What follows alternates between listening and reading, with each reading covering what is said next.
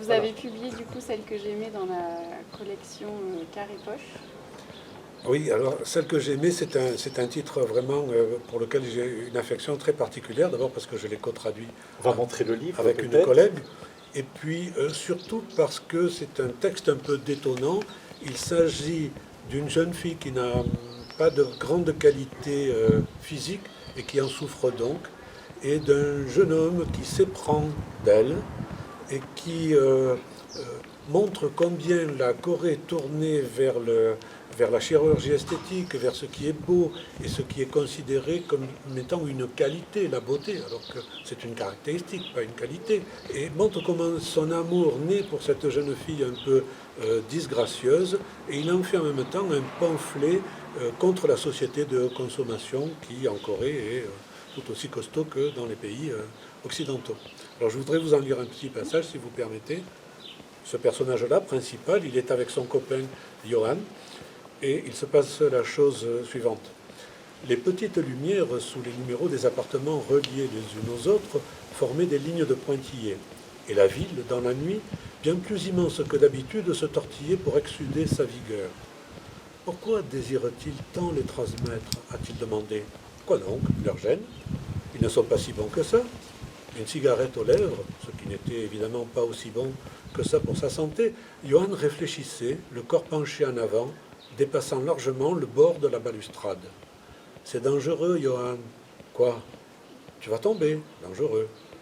C'est vrai. » A-t-il murmuré, toujours incliné.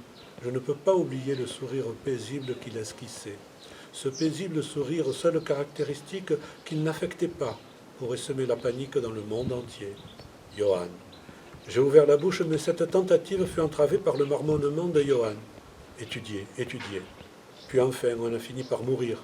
La meilleure note, puis on finit par mourir. Le fric, puis on finit par mourir. Tout à fait, je consentis, et j'ai agrippé ses épaules sans m'en rendre compte. C'est pitoyable, a-t-il dit, avant d'enfouir son visage entre ses bras, de l'autre côté de la balustrade. De son sourire en suspension dans le vide se dégageait l'odeur furieuse de l'alcool. N'y a-t-il pas autre chose que ça ?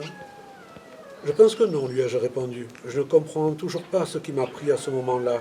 Je ne sais pas quel sentiment s'est agrippé encore plus fort à mes épaules pour lui dire « Les oiseaux volent, les chevaux mangent de l'herbe, et l'homme est l'animal qui court après le fric, en criant « Le fric, le fric ». Après moi, il a murmuré « Le fric, le fric ». Je l'ai imité. La première place, une voiture, une maison, encore plus, les femmes, la santé, le boulot, une promotion, des enfants. Finalement, Johan a levé la tête en disant « T'es pas mauvais, toi ?» Le corps appuyé sur la balustrade, tel deux psychotiques, nous avons repris cette énumération en duo. Le pouvoir, tuer, l'héritage, comparer, vaincre, le mode, la mode, dingue, ah Seigneur, c'est bien, les bénéfices, investir, longévité, acheter du neuf, l'épargne, agrandir, amen, anatta. Et attends, Johan, qu'est-ce que c'est anatta? Tu n'as pas à savoir, en tout cas, il s'agit d'une nouvelle découverte, a-t-il répondu en portant une autre cigarette à ses lèvres. On pourra même former un duo de chanteurs, non? Je ne chante pas bien, je dis. Ben, ce n'est pas un problème, murmurait Johan. Est-ce que dans les textes que vous publiez, la culture coréenne, on va dire la culture traditionnelle, ressort d'une manière ou d'une autre? Est-ce qu'elle est présente dans la littérature d'aujourd'hui? Oui, bien entendu, elle est très présente avec encore là un côté paradoxal, parce que, en tout cas chez les jeunes auteurs, il y a les thèmes que j'appelle les thèmes mondialisés, et donc on va les retrouver dans plein de littérature. Et puis, d'un autre côté, c'est présent à tous les livres, à toutes les pages de ce livre-là. Par exemple, il aborde le moment où l'anglais est devenu un peu important en Corée, l'enseignement de l'anglais, et il cite des anecdotes extrêmement marrantes parce que les Coréens qui utilisent l'anglais en mauvais escient, entre bière et bière par exemple, un ours et une bière, qui se trompaient sur les panneaux signalant les bistrots, c'est très marrant, il y en a plusieurs comme ça.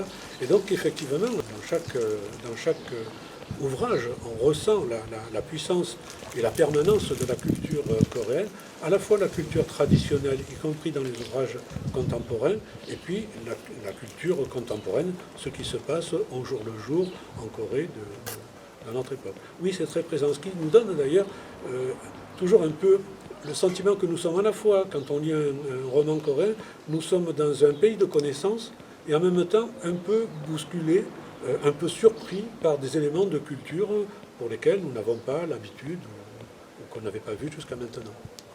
Est-ce que le contexte géopolitique, on peut dire mondial, international, avec la prééminence de la Chine et en tout cas sa tentation et ses tentatives pour gagner en obédience à travers un certain soft power, etc.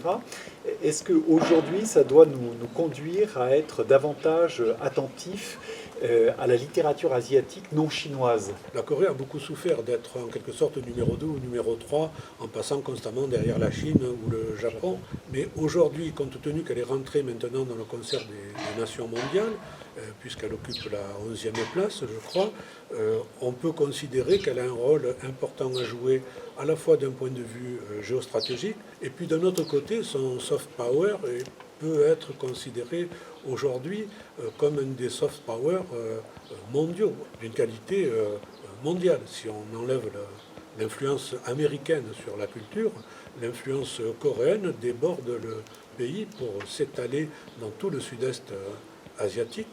Si vous allez en Asie, autre que la Corée, vous verrez à la télévision en permanence des concerts de K-pop coréenne ou bien des dramas coréens, et ils sont arrivés même à des techniques de doublage, par exemple au Vietnam, où on a à la fois consécutivement la langue vietnamienne et la langue coréenne, sans compter les sous-titrages, qui fait qu'on peut regarder des dramas en coréen tout en étant au Vietnam.